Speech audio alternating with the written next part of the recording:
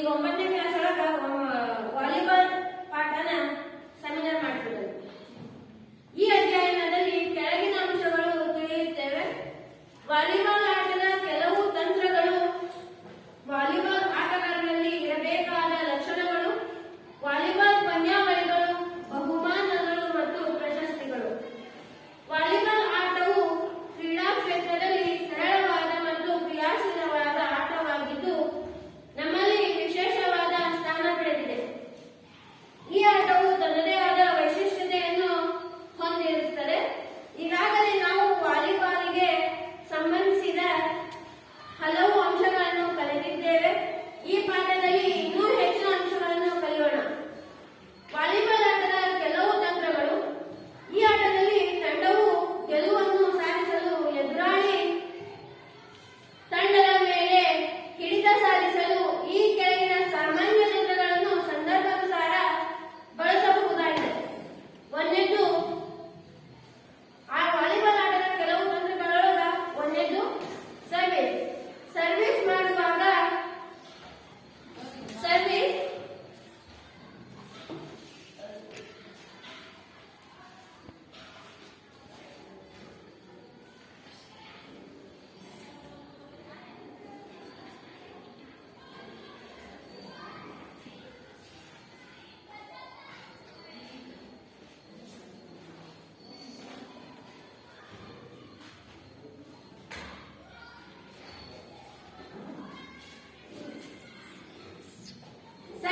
Service ಮಾಡುವಾಗ ಎದುರಾಳಿಯ ಸಾಮರ್ಥ್ಯ ಮತ್ತು ದುರ್ಬಲತೆಯನ್ನು ಗುರುತಿಸಿ ತಂತ್ರಗಾರಿಕೆಯನ್ನು ರಚಿಸಬೇಕು.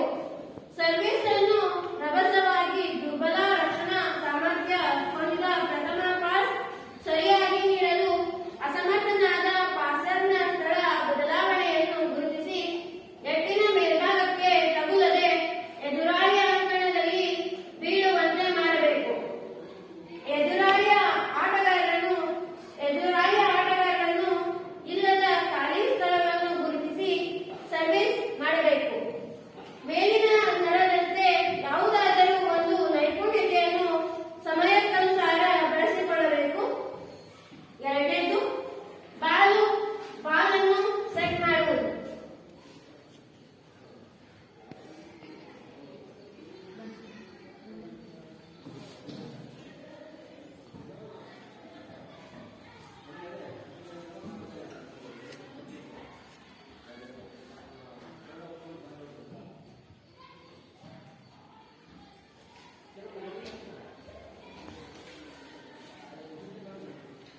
ಬಾಲ್ ಸೆಟ್ ಮಾಡುವುದು.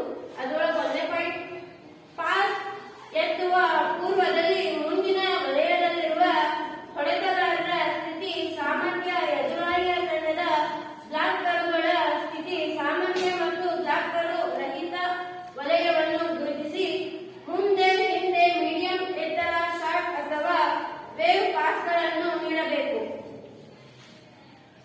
ಹಾಗೆಯೇ ಎರಡನೇ ಪಾಯಿಂಟ್,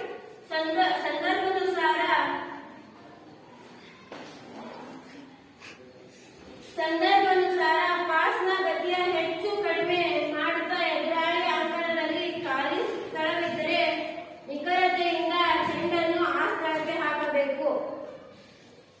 ಮೂರನೇ ಪಾಯಿಂಟ್, ಎತ್ತರಗಾರನು ಮುಂದಿನ ವಲಯದ ಆಟಗಾರನಾಗಿದ್ದರೆ ಪ್ರಥಮ ಪಾಸ್ ನೆಟ್ನ ಮೇಲ್ಭಾಗಕ್ಕೆ ಬರುವಂತೆ ಪಡೆದು ಬ್ಲಾಕರ್ನು ಜಿಗಿಯುವ ಮೊದಲೇ ಎಡ ಅಥವಾ ಬಲಗೈಯನ್ನು ಬಳಸಿ ರಭಸದಿಂದ ವಿರುದ್ಧ ಅಂಕಣಕ್ಕೆ ಹೊಡೆದು ಅಂಕ ಗಳಿಸಬೇಕು.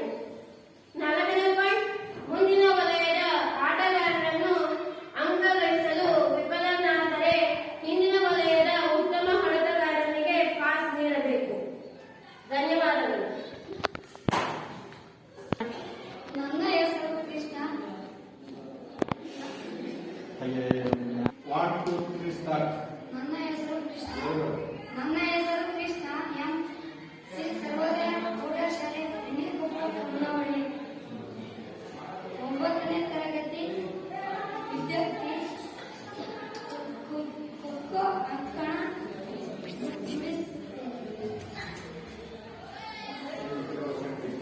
Senti